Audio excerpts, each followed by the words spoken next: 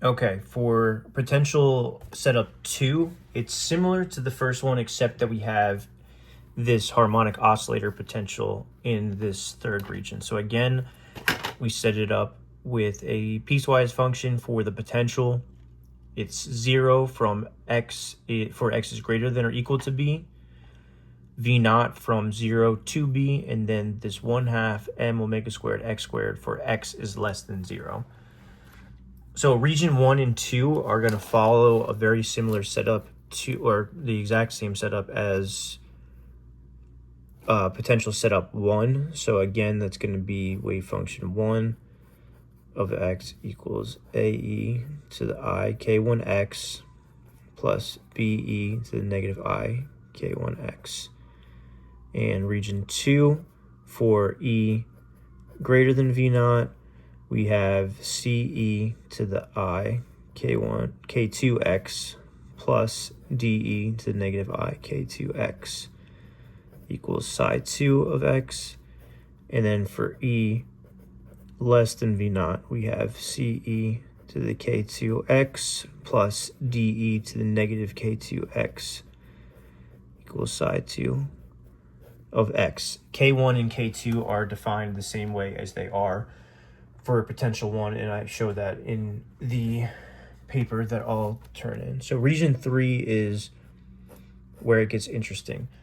We solved the harmonic oscillator solutions in class, and we got that that coefficient using the raising and lowering operators with the Hermite polynomials to expand them times a Gaussian. But here, I don't believe we can assume that the energy, or we can't get that the energy equals n plus 1/2 h bar omega. So I don't know if that is exactly correct. And we also know that the coefficient in front of the harmonic oscillator potential after normalizing it is m omega over pi h bar. So I believe we have complete scattering states. Again, it's similar to the first one, so there's no bound states, so I don't believe these are normalizable, so there won't be a solution for the normalizable states.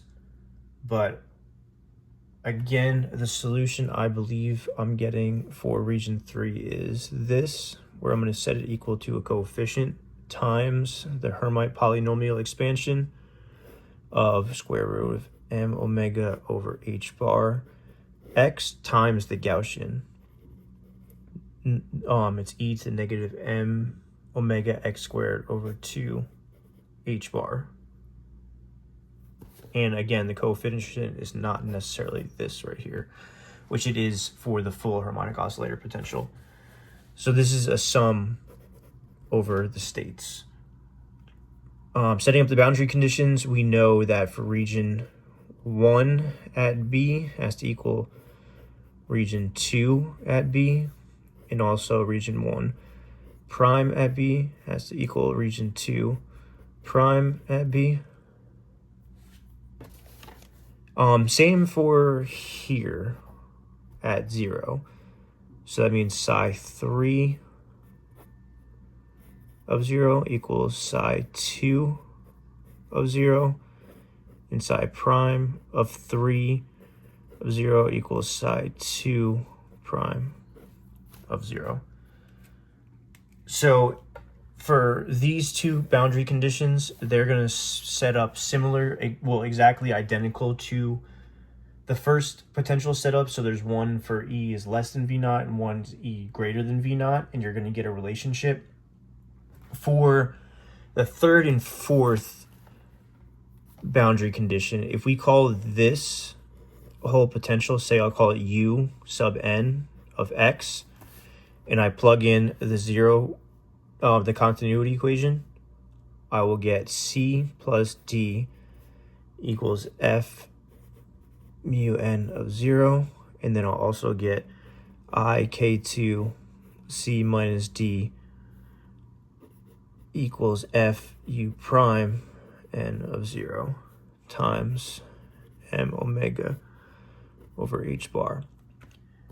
Now, these can be solved simultaneously to solve for C and D independently in terms of F. And then again, I can plug them back in to the first boundary conditions, which I'm not going to write them out, but they're right here. And we can get, again, an expression for the reflection, which I believe should be complete reflection, so there should not be any transmission in this setup as well. And that, I believe the solution is shown on my paper, so hopefully you can see that. Thanks.